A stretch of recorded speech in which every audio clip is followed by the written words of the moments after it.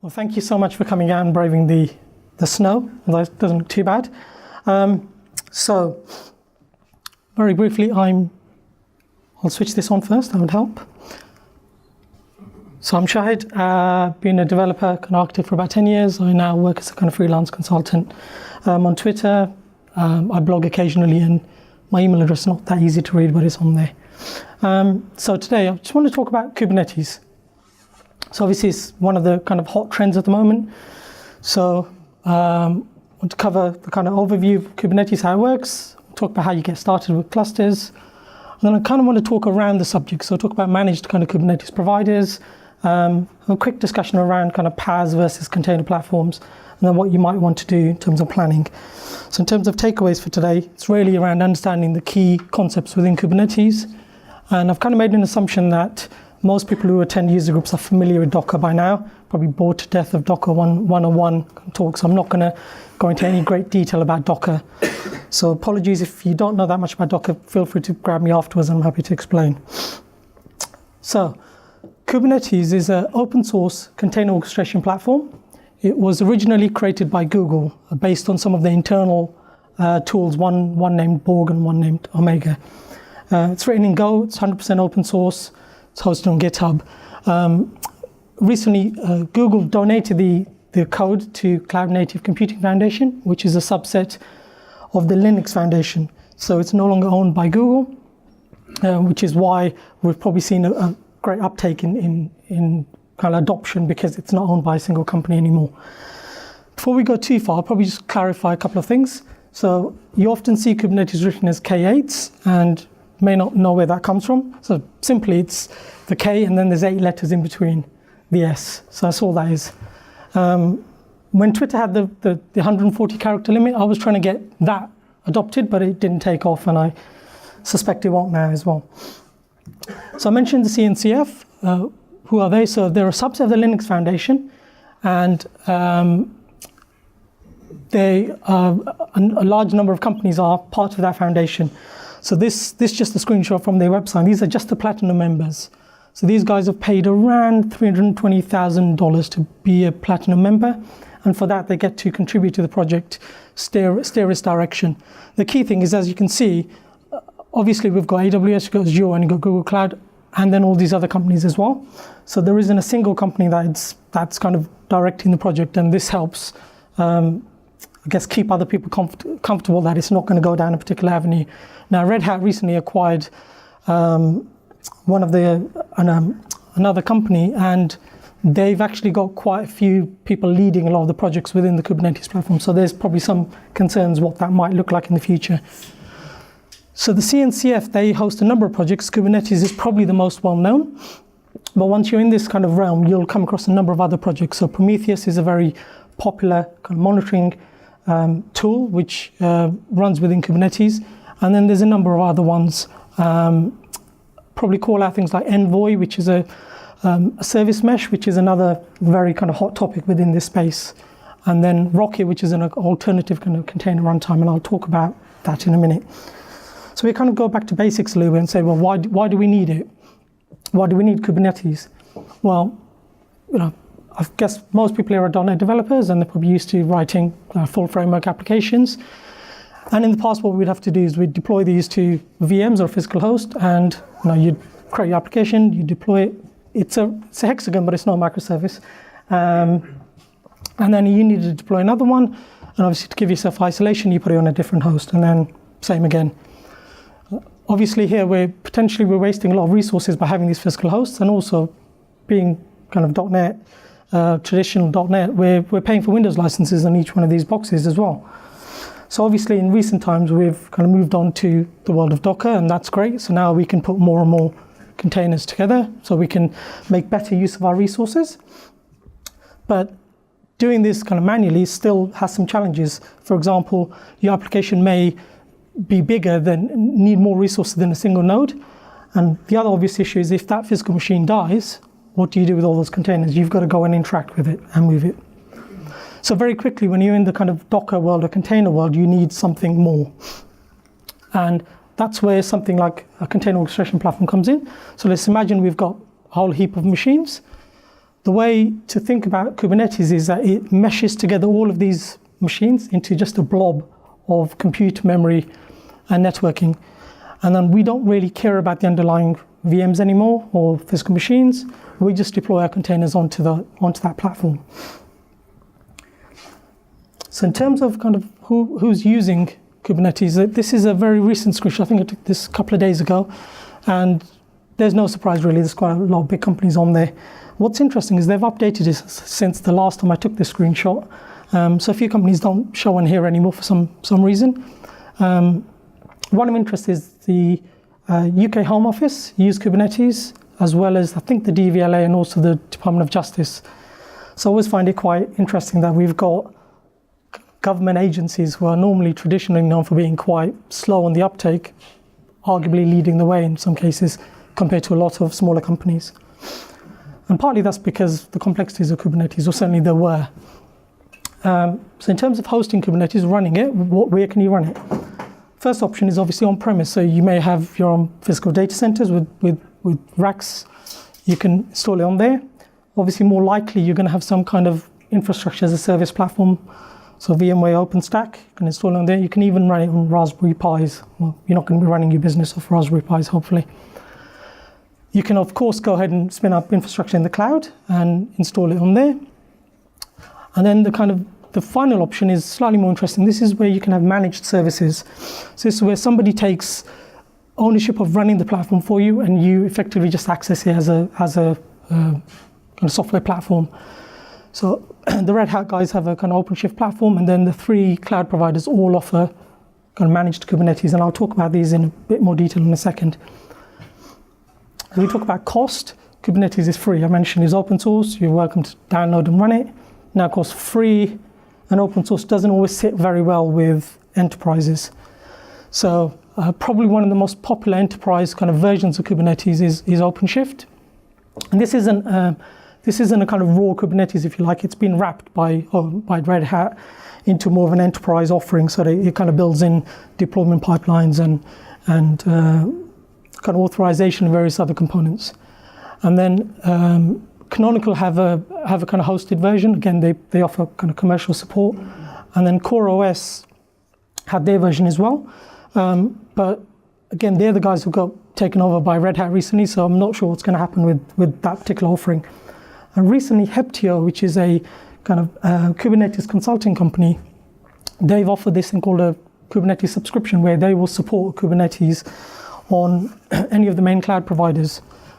So they have a lot of kind of key Kubernetes people working for them. So that's an interesting proposition as well. In terms of features, Kubernetes has a number of features. I've just kind of picked out a few. So obviously we talk about container orchestration. We have automatic bin packing. So this is where Kubernetes can understand the requirements of your containers and package them onto your nodes in a particular way to make it more efficient. To give you an example, you may have a container that needs high CPU but low memory. You may also have a container that has low CPU and high memory usage. Those two would sit together quite well on the same node, and that's what Kubernetes will do for you. We have horizontal scaling. We have rolling deployments and rollbacks. We have self-healing, service discovery, batch jobs, and a number of other things. In order to kind of provide these features, there's a number of components. Now, most of these I'm not even going to get a chance to cover in this talk. You could easily spend 2 days talking about Kubernetes. I'll call out a couple of things just out of interest. So we have things, we have Ingress, which is this laser pointer is not going to work on there, which is kind of layer 7 load balancing. We have things, storage, obviously. We have RBAC, roles-based access control. We have Helm, which is a package manager. We have secrets management. So everything you'd imagine a kind of comprehensive enterprise level platform would have, Kubernetes has it. In terms of creating a cluster, as I mentioned, it's kind of open source. You can go and download the source code and you can run it yourself. You can deploy it. There's a guide by Kelsey Hightower on Kubernetes the hard way, which gives you step-by-step instructions on how to create a Kubernetes cluster from scratch. There's also tools like KubeADM and COPS, particularly in AWS world, for creating clusters. In terms of working locally, you've got something called MiniCube, and I'll talk about this in a little while. And then recently, Docker tooling for Windows and Mac has built-in support for Kubernetes. Of course, again, you've got those managed clusters from the 3 main cloud providers, and then Canonical and Rancher have tools which are kind of used to create clusters, so simplify the creation of clusters. They can be anywhere, they can be on-premise or in the cloud. If we dive into the architecture a little bit, so a high-level architecture is pretty standard for what you'd expect from a distributed system. So we have one or more master nodes, which is the control plane, as we call it. They're trying to go away from the term master node. It has connotations, so more likely to be referred to as a control plane, a management plane. This exposes an API, and the API, you interact with that through either the user interface or the CLI, which is called kubectl, or kubectl, or kubectl. Because we've spent a decade arguing about tabs and spaces, that wasn't enough, and we're now going to argue about how we pronounce the CLI. So just to warn you, if you're in this space, that will come up. So the master node doesn't host any of the work. The work is done on the worker nodes. And you notice the master node is Linux only, but the worker nodes can be Linux or Windows, although the Windows functionality is in beta and it's developing, shall we say. It's a little bit fluid. If you dive in to the anatomy of the master node, so master node has an API server, and this is the main entry point. So you don't interact with Kubernetes any other way other than through the API server. It has a scheduler. And the scheduler's job is to basically determine where to run your pods, where to run your containers. You have a controller manager. This is one of the main control loops that Kubernetes runs. And its job is to basically monitor the cluster, monitor the nodes. And a fairly recent addition was a cloud controller manager. And this is kind of recognition that when you're hosting Kubernetes on a cloud platform, you need to interact with the cloud fabric. So common examples here is you may need to provision a load balancer. You may need to allocate public IP addresses. Originally, that code was within the controller manager, and they recognized that this was causing a little bit of friction, so they split it out into a controller manager, cloud controller manager specifically, to deal with that. And then all of the state for your cluster is stored in etcd, which is a distributed key value store. So that's the brains, I guess, of the cluster, the master node. We dive a little bit into the worker node. So worker node has a kubelet, and this is the main agent that communicates with the master nodes. You have the kube proxy, which deals with all of the networking aspects of a particular node. We have the container runtime. So there's always an assumption that, I talked about Docker earlier, and Docker is obviously the de facto container platform, but Kubernetes isn't closely coupled with Docker. You can actually run Kubernetes with a different container runtime, and Rocket, which I mentioned earlier on with the CNCF projects. Rocket's one. And you have these pods, and the pods are actually where your containers run. There's a couple of additional services to do with kind of health monitoring and metrics. So I've got pods in there. What are pods? So the pods are actually the abstraction that Kubernetes uses to contain your containers, if you like. So typically a pod will have one container, but on occasions where there's a need, you can have more than one container within a pod. The key thing is the pod is the unit of deployment, the unit of scale. So why would you have more than one container within a pod? So common use case here is where you have these, the secondary containers, sometimes called a sidecar container. And this is where it could be doing a kind of side job from the main container. So an example of this could be your application containers writing logs to a log file location, and the sidecar containers grabbing those logs and pushing them to some kind of log server somewhere.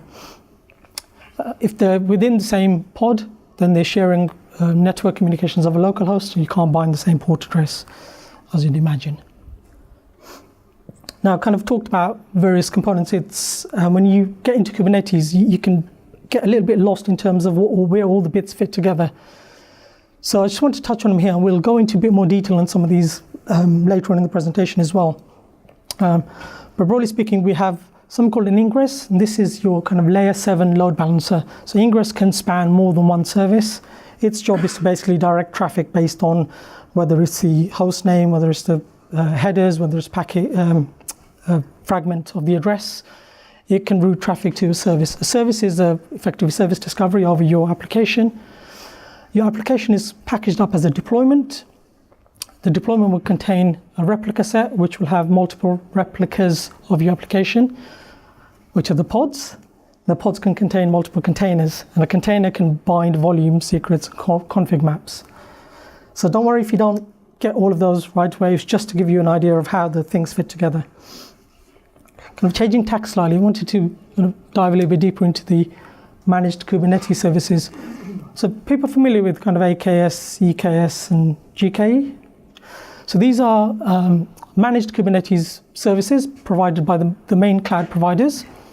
A key feature of these is they manage the master nodes for you. So that's the kind of critical part of a cluster. And all of these platforms, they take that away from you. They take the concern of running that away from you. They make it highly available. They're responsible for making sure it's backed up and upgraded. So it significantly removes the complexity of running a cluster. And certainly in the case of Azure and Google, you don't pay for those master nodes. So you're only paying for the infrastructure that you're using as your worker nodes. So it's exactly the same as IaaS. It's literally no additional cost to run a Kubernetes cluster over running VMs themselves. In fact, it's cheaper because you're not paying for these. Now, Amazon haven't, as far as I know, haven't announced the pricing. It's still in preview, or it's in limited preview. So I presume they'll follow suit because Azure did that first, and I think Google then changed their pricing to kind of align. So that's the kind of managed services. If you want to work locally, and I've touched on this before, a good option is something called MiniCube. So the Docker for Windows tooling is in the Edge build at the moment, so it's a little bit hairy. I'm not going to use it today for this demo. I'll show you very briefly. MiniCube is another alternative. In essence, both of them use a VM and they create a single node Kubernetes cluster. So in terms of interacting with it, it's the same experience as you would on a fully blown cluster. Same API calls, but obviously you don't get the multi-node experience. So let's dive into a quick demo of MiniCube. I'll quickly show you Docker, just in case you're familiar with it. So the Edge builds, if you go to the Docker tooling, you can download the Edge from the Edge channel here. And once you've installed it, it doesn't enable the Kubernetes by default. You have to go to the settings, and you see a new option for Kubernetes there, and then you just enable it. And you can see it's running at the moment. Last time I had this here, I had to uninstall and reinstall, it stopped working, so I'm not going to use that for this demo. Instead, I'm using MiniCube. Now, MiniCube you can find on GitHub, and the installations, all the instructions are all there for running on Windows or Mac. You can run it on, you need Hyper-V enabled basically on your machine, or VirtualBox. I obviously prefer Hyper-V. Easiest way to get started with is just to use Chocolatey to install it. I wouldn't bother trying to do it manually, it's just far easier. Once you install it, it also installs the tooling, and then you can just check it's working. Now, MiniCube has been a little bit flaky recently as well. I've had one talk at least where it kind of gave up the ghost, so got fingers crossed for this talk. I wrote a quick blog. I found what I think was the cause of it, and I wrote a blog article about it, which I'll link to later. So I've aliased the kubectl command to K so we can stop arguing over how to pronounce it. So what I can do is I can say cluster info, and that just gives me just a very brief kind of indication of where that master is running. If I say K get nodes, and if I can type, you'll see there's a single node there. So if I want to get an application kind of up and running, so what I'm going to do is I'm going to type some imperative commands, and I'll explain why you shouldn't do that in classic demo fashion. So if I want to run a container, what I'll do is I'm going to say kubectl run. I'm going to call it hello world, and I'm going to reference an image. So I've gone and pushed an image to Docker Hub, and I'm going to ask to run a port 80. So see, it says deployment created. I'll keep clearing this so it's at the top. Now if I ask for the pods, we should see we've got one pod running as of 9 seconds ago, and it's 1 of 1. Now if I wanted to kind of access this pod, what we need to do is expose it as a service. Now another shortcut you can do there is you can ask this to be exposed. So I'm going to expose, so I'm looking down because I've got some notes just to remind me. And I want to expose this as type load balancer. I'll explain what these are in a little bit. So I think the API is quite intuitive. It's kind of get to have a look at things, describe if you want to see more details. It's fairly standard, and then it's always kind of kubectl get, and in this case I want to get the service, so get SVC. And you can see my service has been created. It's got a cluster IP address and it's got a pending IP address. Now, because this is running locally, it's not going to get a public IP address because there's nothing to provide it. So MiniCube kind of gives you an option to basically, in essence, it's running on the VM's IP address at that particular kind of 31121 port. But a shortcut really is if you just ask MiniCube to give you the URL. If it's behaving itself, I'll give you back. Or if I pop over to a browser, then you can see I spent literally 0 time on this app. Down here you can see that we have the machine name, so this is environment.machine name, and what you'll actually notice is that corresponds to the pod name. So if I wanted to scale this, so I've got a single instance running and I want to scale it, what I can do is tell it to scale. Deployments, oops. So again, I'm referencing the resource type, and then I want to tell it to say, oops.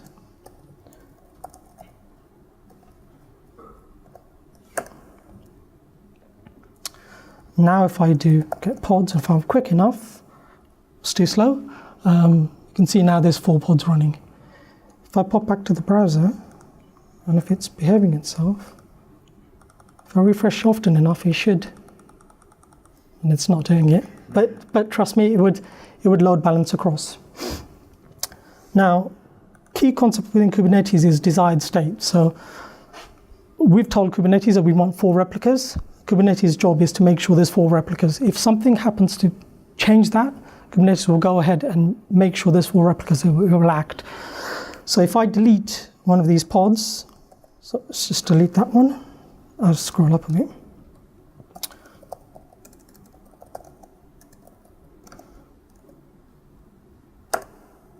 And then if I'm quick enough, you should see that one's terminating, but there's 4 running. So it spun up the 4th one immediately, and that one's now terminating. So when you kill a pod like that, it gives it, I think it's by default 30 seconds, it gives it to finish serving any traffic before it actually kills it. So it stops, takes out the load balancer, lets it finish, and then it sends it a termination signal. So it tries to do it in a safe way.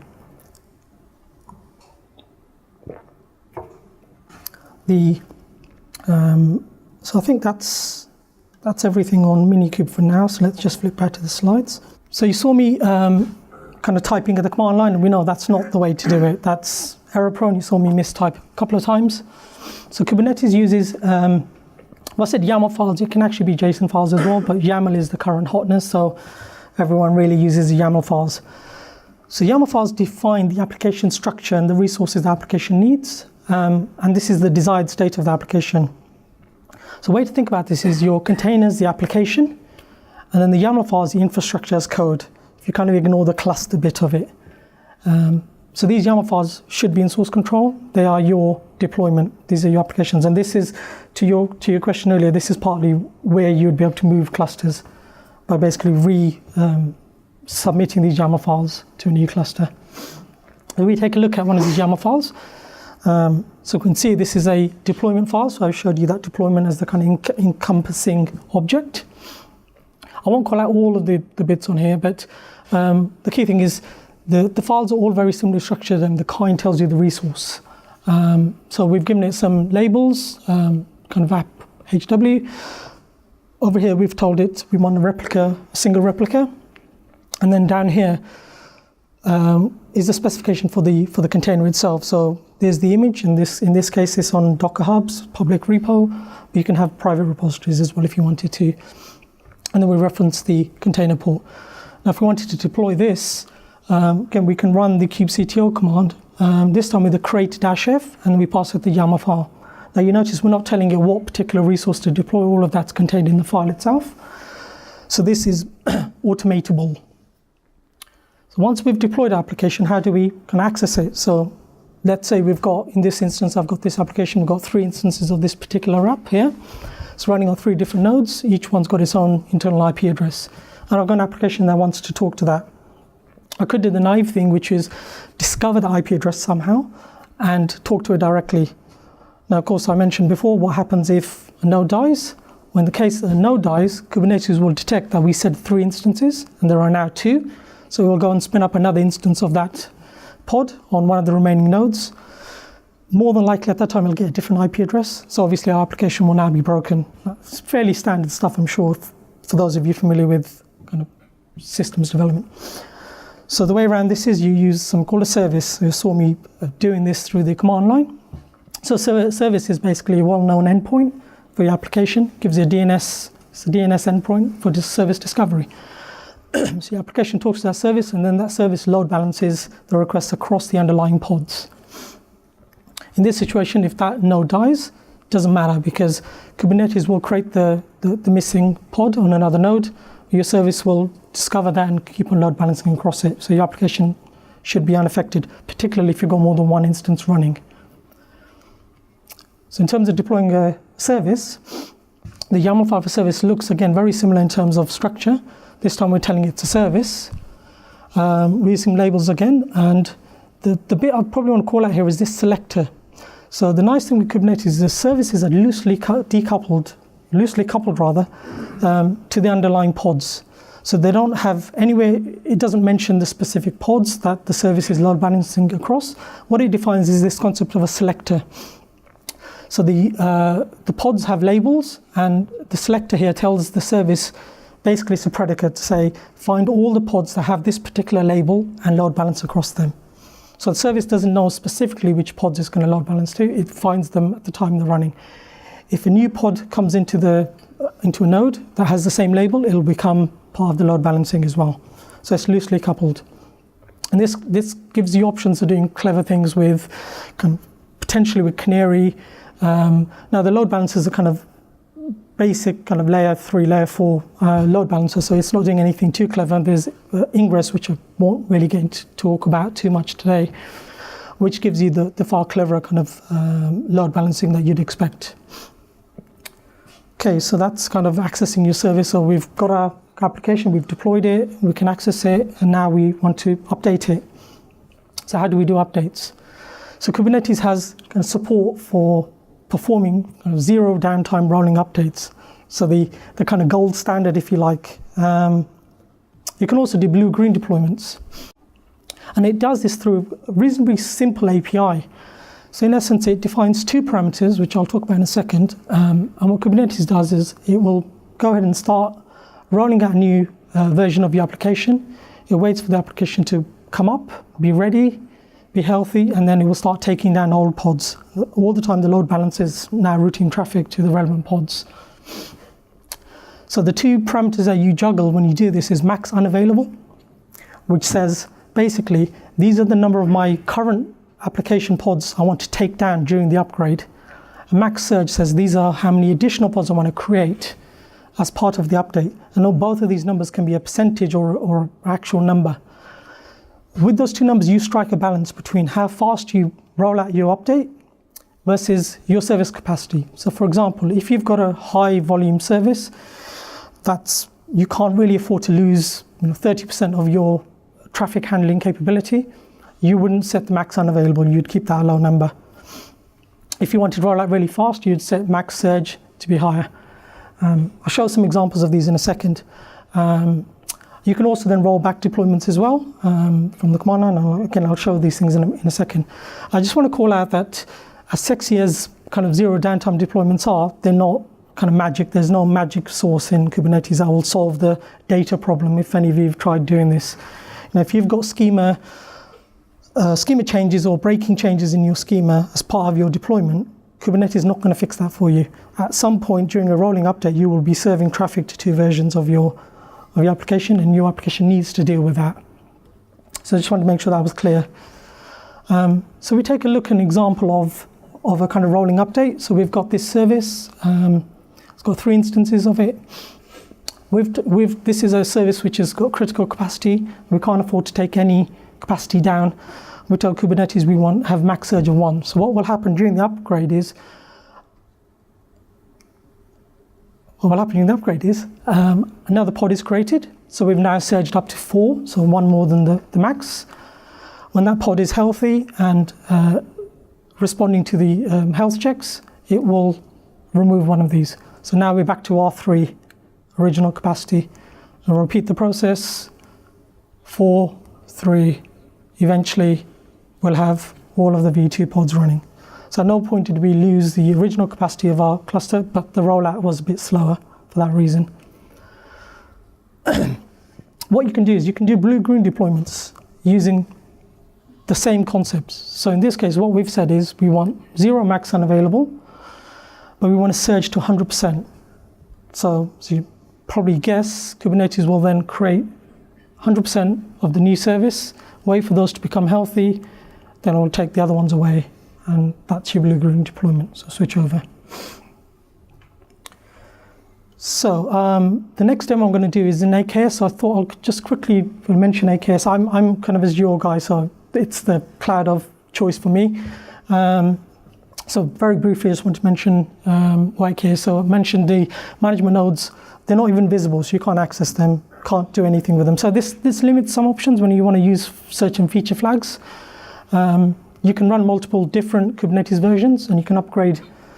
If you're brave enough, you can upgrade your cluster in situ while it's running to a different version of Kubernetes. Now, the AKS is still in preview, so this has gone wrong in the past, but I think it'll be sorted. You can also scale the node count. You can do it from the UI, actually, I've noticed as well now. But you can increase the number of worker nodes you want just from the CLI.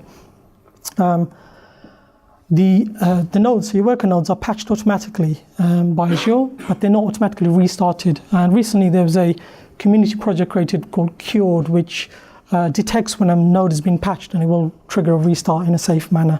So in effect, what Kubernetes does is it has a concept of draining nodes, tainting. So a taint will stop any new nodes being scheduled, and then it will slowly move them off that particular node until there's nothing left, and then it restarts the node. When it comes back up, it comes back into the cluster. So it's pretty cool stuff. As I mentioned, it's currently in preview, and it's likely GA in the coming months. And I think Joe ran into this. You wanted to have a play around, and it was a bit confusing in the UI. It looked like you had to spin up quite an expensive cluster. So you can create a single node cluster on AKS for free using the quota you get in the trial. So in the past, Azure used to give you just £150 a month, and now they give you a certain number of resources for a whole year. So you can run one of the small VMs on the cluster if you want for a year to try that out. So let's flip over to the demo again. Previously I was using MiniCube. What you can do is you can set the context. So if I do get context, you see list all the contexts, and one of these is the Docker tooling. Then I've got my Azure cluster and I've got MiniCube. So at the moment you can see it's using MiniCube. So if I say k config set context, oops.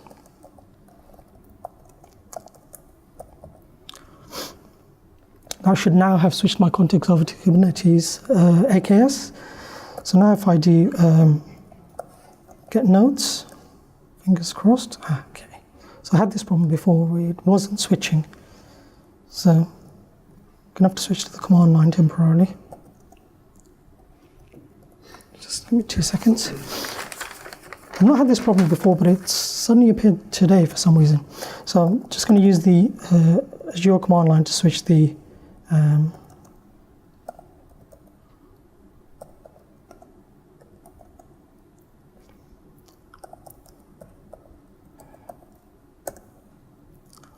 Missed the S.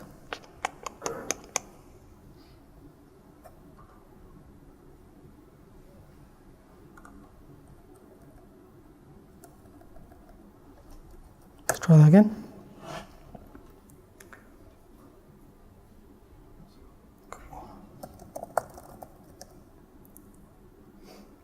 Cool. Okay. So just scroll that up. So you can see I've got 3-node cluster. Now to get started on this, I won't run it, but it's as easy as going AKS create and then giving it a name and giving it a resource group. And then optionally you can specify the version you want. So for example, I want that, and then optionally you can say node count. So you can say I want 5 nodes, and there's a number of other options you can do as well. Yeah, that's cool. I'm not going to run it. I just wanted to, because I've already created the cluster. It takes about 4 or 5 minutes, depending on how quick is yours deciding to work that day. So, what I'll do now is I'm going to create the same deployment I did before, but this time I'll use the YAML files. So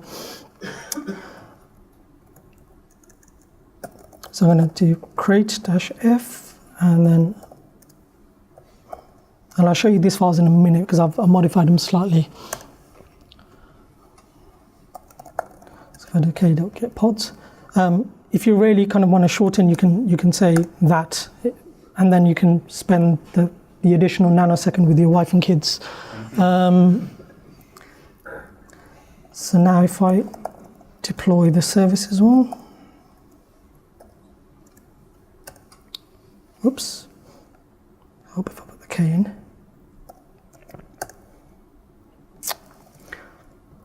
So now if I get the service, what we'll see is we've created the load balancer. It's got the internal IP address. Now this pending here, right now the cluster is talking to Azure and it's creating Azure load balancer, and it's getting a public IP address for that. Now that takes a few seconds, or it takes about a minute or two. So while that's happening, I will show you the YAML files. Do you have to pay for that load balancer? Good question. I don't think you do. I think the standard one's free. So you pay for the traffic, the egress, egress traffic, but you don't pay for the load balancer. So the standard load balancer you don't pay for now. Okay. So a bit I want to call out is down here. So I've added health checking to this particular file. So Kubernetes is going to do HTTP GET on this path within my container on port 80. If it receives back a status code between 2 and 400, everything's fine. Anything else is deemed to be offline or ill, and the self-healing will kick in. So hopefully I'll show you this in a second. Initial delay says how long to wait before it starts doing this, and then the period seconds, obviously how often it probes for that. Show you the service, although there's nothing different in the service as exactly as it was before. Now I mentioned the type load balancer.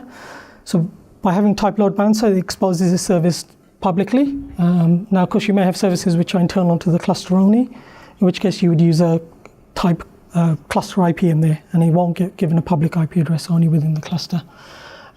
It's also possible to create a service which actually doesn't have any pods, and it references an external service. So let's say you have a SQL server running already somewhere, but you want your kind of YAML files to reflect as if it's within the cluster because you plan to move it in potentially. You can create a service which will effectively proxy to the external service, and your pods will behave as if they are talking to an internal Kubernetes service. You can also allocate public IP address. If you've got a public IP address already, you can specify in here and it will actually set that rather than requesting one. As I said, this is the kind of more primitive load balancing. The layer 7, the ingress stuff, which I won't have time to talk about, is really where the cool stuff comes in with a lot of the layer 7 stuff you'd expect to find.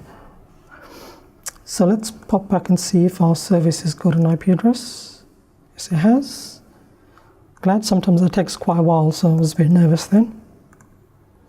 So I'm going to close that just to avoid any confusion, and then I'll open it again. Okay, and then again, we have that there. So now if I wanted to scale this, you see one, you could do it at the command line, which I said you shouldn't do. So what I'll do is I'm going to update the replicas in here. What was it? 5. Save that. And then what we do is we do an apply.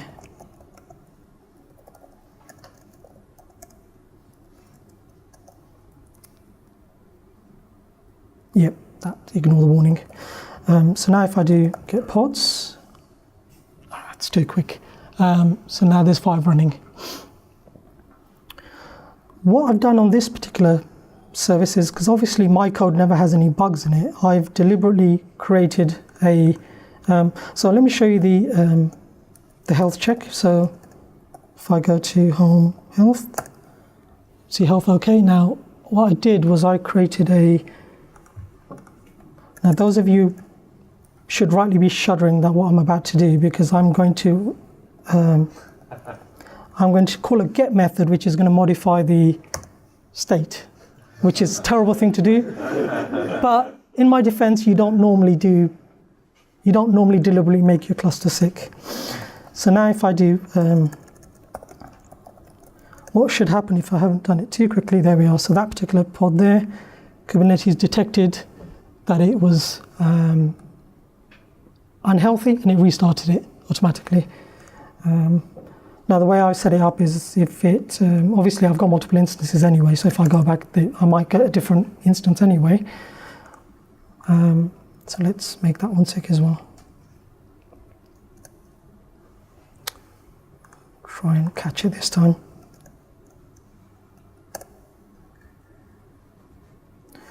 Okay. So we can do is a watch, which should, too slow. It's already updated there. Okay, probably a good time to have a quick chat about, just do this. Have a look at the Kubernetes UI very briefly, I think. So I'm just going to break out of that. So the Kubernetes UI is running within the cluster, and obviously a cluster running in Azure, so they're giving us a kind of handy shortcut to be able to tunnel into that cluster and access the, when you're doing these things, it helps to name them in a consistent way, because nearly every Azure CLI command, you have to use the name of the cluster and the resource group. So that's doing that. So that will tunnel to the cluster, and it'll pop up on the Kubernetes UI. I'm not going to spend too long on the UI. I'm just going to touch on a few things, so you can see some basic kind of memory usage. You can see the deployments here. You can see there's 5 pods running. If I wanted to scale from here, I can do that.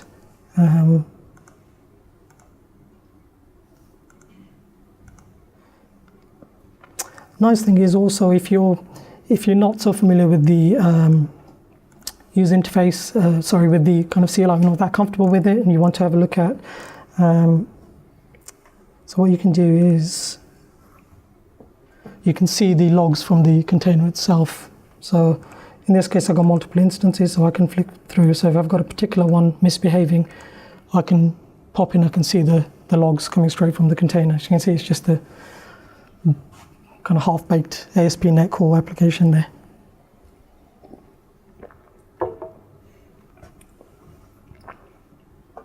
So let's have a quick look at doing some deployments. Just going to break out of that. Oops.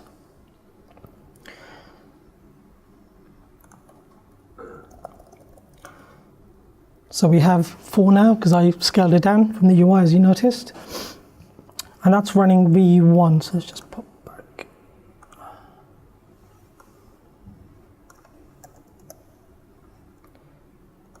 See if I can show it, load balancing. No, it's not going to behave itself. Okay, so I want to upgrade this, so you can probably guess what the upgrade is going to look like. It's full of features. So I can actually do the upgrade directly in the command line, but I won't, because I said you shouldn't do that. So what we can do is, if we go to a YAML file, and I'll update the container image to version 2. I save that. Just type it out.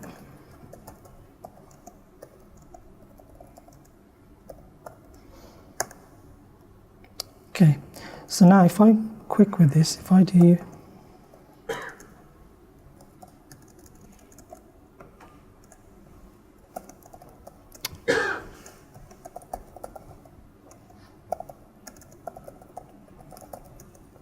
too slow there. So what we can do is that rollout. I was fumbling with the keyboard, so probably too slow there. Our deployment, sorry.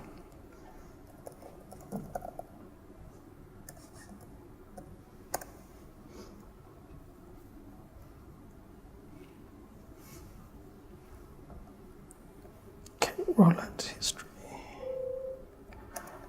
So missing P. Oh, is it? Thank you. I wouldn't have seen that one. Cool. So we can see, I'll run that again, just oops, so it's a bit clearer. So we can see we've had 2 revisions. There's no change calls because of the way I implemented the update. There's 2 versions. So now if I pop back to the application, I was far too slow to show you it happening, but now I've got V2 running. Now let's assume that, so in this case, the health was fine. If during my health monitoring there was an issue, Kubernetes will stop the rollout. Doesn't automatically roll back. It used to do that, and they've taken that functionality away for some reason. I don't fully understand why, but in essence, it'll stop rolling out the deployment if the pods come up and they're not healthy. So, so let's say, for example, I've discovered an issue with this version and I want to roll back. What I can do is, and I just do undo. Now you can actually specify a specific version you want to roll back to, but if you just do the undo, let's try and get status. If I'm quick enough, yeah, so it's quick enough there. We should see as it's rolling out the update. Will it be rolling back all the way or only one version back? This one, so without specifying a version, it's only rolling back to that previous deployment, but you can specify a particular version to jump to if you want. And obviously there's people who say you shouldn't roll back, you should always roll forward, so you get into that debate as well. But yeah, that. I think that's everything on ACI, sorry, on deployments. Yeah. So let's flip back to the slides. So I've been talking about Kubernetes, and obviously I've kind of pitched this talk as Kubernetes for .NET developers. So let's talk a little bit about .NET and Microsoft in particular. So kind of showed Microsoft is a platinum partner of CNCF, and they actively contribute to the KDE project. Last year, I think it was last year actually, maybe the year before, they acquired a company called Deis, who were heavily involved in the Kubernetes space. They were creating tools, including Helm, which you may have heard of. So by acquiring them, they kind of expanded the in-house Kubernetes team and knowledge. Brendan Burns, who's used to work at Google, was one of the co-founders of Kubernetes, works at Microsoft. And see, .NET Core kind of works, .NET Core and Linux works now. And I kind of touched on this before, but the Windows nodes are currently in beta, and therefore we should be able to run Windows containers on those nodes at some point. In terms of what Microsoft does best in terms of developers is obviously tooling. Depends on how you feel about Visual Studio, I guess. And something they announced at the Connect event, some of you may have seen Scott Hanselman demo, something called Visual Studio Connected Environment. This is in private preview now, and I've literally got an invite for it 2 days ago, and I haven't been able to play with it yet. But it allows development teams to, in essence, have a development cluster that they don't have to manage. So you can all have the similar workflow without having to have local kind of MiniCube clusters, everyone having local clusters. So that's one area you can imagine is going to be developed further, certainly from Microsoft's point of view. So talking a bit more about kind of .NET applications, where I'm kind of excited about Kubernetes is, I see a single platform for all of our kind of .NET applications. Most of us probably have kind of legacy full .NET framework applications, and maybe we're now working with .NET Core as well. And I really like that we're having a single platform, single kind of CI/CD approach, and also having a kind of cluster, a consistent deployment cluster really helps when you come to kind of breaking up your monoliths into microservices. You don't have to worry about all the plumbing that goes with that particular challenge. So the kind of thing I envisage is a kind of .NET Core and .NET being basically built and deployed with the .NET full framework. You're building Windows containers, Linux containers, and they're being deployed into a hybrid cluster. Kubernetes will take care of actually picking the right node for you to run the machines. And obviously, with the later Windows Server Insiders builds, you can actually run Linux containers on Windows. So if you were a company that wasn't comfortable with Linux, and there are some out there, you could run entirely Windows cluster if you wanted. So shifting a little bit into the conversation into kind of why would you want to use something like container orchestration versus PaaS? You may already be using PaaS, so app service on Azure and various other kind of platforms. So why would you want to switch? So I think PaaS are great for simple kind of independent services. If they're easy to deploy, they work, why kind of change it? A lot of people say that PaaS has a kind of vendor lock-in problem, and I'm not convinced that's necessarily the case, because most PaaS platforms give you simple deployments, whether it's a webhook from a GitHub repo, whether it's a zip file deployment. So I'm not convinced that in itself is an issue. Kind of container orchestration as a service, COAS, is undoubtedly slightly harder to get started, and you have some ongoing overhead of maintaining a cluster. You need to have some knowledge. But COAS has a lot more scope to mature with your application. So as your needs expand, you've seen me deploy applications, do some basic stuff. I've not had to talk about authorization or package management and various other things. That's all there. When you need it, it's there. But initially, you don't necessarily need it. So I think the kind of container orchestration gives the sweet spot between kind of infrastructure as a service, but gives you the kind of flexibility that you get with most PaaS platforms. So you get the auto scaling, you get the self-healing, you get the deployment and rollback support. So just coming towards the end, what do you need to be doing if you're kind of thinking about Kubernetes? And first thing I'd say is don't get sucked into the hype. Now, it sounds strange, you've come out here and I've come all the way from Luton to talk to you about Kubernetes. And the first thing I'm saying is don't get sucked in. But reality, you've got to look at your particular use case and you've got to understand whether it actually fits for you. Now, I think it does for most people, most companies. And I think it has a potential value in certain size organizations where they don't necessarily have the ops team, the huge ops team that large enterprises have, where you're doing maybe the DevOps. I think I've ticked all the buzzword bingo words during this talk, so hope you're following along. In terms of applications, you want to be looking at kind of developing 12-factor style applications. I think Ian Cooper's probably been down here talking about 12-factor. If not, you've got to get him down. If not, DDDs, he's often talking about it. So key things with these is how you're logging. And then I showed you the kind of health checking. Really important, and I think this is something you can start doing now, because all it is an API endpoint. It's not a difficult thing. It's not going to cost you a huge amount to implement, and then it's ready for the future. Readiness, Kubernetes also has support for readiness, which I didn't really talk about, but this is where an application is started and it takes a few seconds before it's ready to serve traffic. So it could be priming caches or something like that. So you can also define in exactly the same way as we had the health check, you can have a readiness check.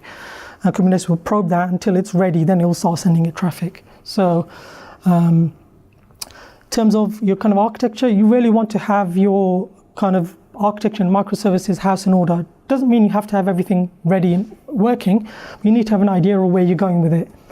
Just because you're going to containerize and stick in Kubernetes is not going to solve your monolith creaking problems. There's no magic here. What it can do is it can make that journey easier for you. Obviously start looking at, hopefully you're writing most new things now in .NET Core, and look at migrating those things that you can migrate over to .NET Core as well. It's really important you have CI/CD pipelines, particularly Windows containers. So I do a whole talk on Windows containers, so I can't go into a huge amount of detail here, but one of the things you've got to bear in mind with Windows containers is Patch Tuesdays means you've got to redeploy your container. You don't patch the container like you would a VM, you have to redeploy the whole container. So you don't want to be doing that every month on a Tuesday, saying they're trying to redeploy.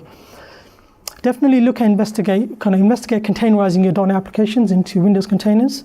There were some roadblocks recently, and I think the last updates removed a lot of the roadblocks. The image size is getting smaller and smaller, so things are improving. They're not where I want them to be right now, but they're getting there, and they're getting there quickly. And the final point I'll make is kind of beware of pet clusters. So I think most people have kind of bought into these pets versus cattle, so you don't have VMs that you nurture, you treat them as cattle, and you destroy them if you have an issue. But I'm seeing a lot of people thinking about their clusters like they would their pets. But really what you want to do is your cluster should be as disposable as your VMs, your applications. So something called GitOps is starting to kind of take hold a little bit. This is where you can wipe away your production system, and from a single GitHub push, you can redeploy the whole cluster and the whole environment. So that's something you want to consider doing. And that takes away some of the concerns around, well, how do I back up my CD cluster and everything else if you're not using a managed service? Just quickly wrapping up towards the end now. So obviously in terms of alternatives, often a quick way to get started with kind of multiple container orchestration is Docker Swarm. I haven't used it a huge amount myself, but the common pattern is that it's great to get started. It's probably quicker than Kubernetes, but you can sometimes outgrow it. We've got DCOS from Mesosphere. This is a kind of reasonably enterprisey big data platform, but it orchestrates big data workloads using containers. And then Service Fabric can run containers as well. Now, of course, if you follow the kind of the trends in this, you know that pretty much Kubernetes is eating all of those up, because Docker now supports Kubernetes, Mesosphere supports Kubernetes, and obviously Microsoft have heavily invested in Kubernetes as well. So, just to summarize, Kubernetes is a mature, feature-rich container orchestration platform. It's being used by many of the large organizations, and they're betting on it as their future. The Windows support is gaining traction fast. It's really interesting. If you follow all of the work is done in open. They have special interest groups who work on different parts of the class of the platform. And I've seen videos where we've had Microsoft networking engineers talking about the changes they've made to the Windows networking stack to make it work better with Kubernetes, and they're sharing this before it's been released as a Windows Server preview. So really open. And of course, the .NET tooling is getting easier and it will get easier. You can imagine there's a lot more to come in that space. In terms of learning more, I mentioned if you can't run a cluster on your own machine anywhere, Katacoda is awesome. Awesome online learning platform. It lets you basically create a cluster in a browser, so long as you get internet connection, and then it's got worked examples. A lot of the cloud native projects actually use, including Kubernetes documentation, use Katacoda to give you hands-on, try me functionality. Kubernetes Up and Running by Kelsey Hightower, Brendan Burns, and Joe Bader is excellent book. And I initially was hesitant about getting the book because I thought, well, it's going to be out of date because this thing moves so fast. But it really isn't. It's a brilliant book because it covers the fundamentals so well. It's literally a page turner. Maybe it's just because I'm a huge geek, but it's a fantastic book, and I don't think it'll go out of date because it covers the core concepts really well. Everything in Kubernetes since has been building on top of those core concepts, so it gives you a great grounding. MiniCube is at that GitHub address.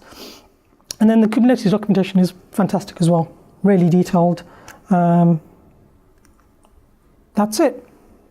I blog occasionally at that address. If you want to see the MiniCube issue on Windows, that's the place to find it. That's it. Got any questions? I'm happy to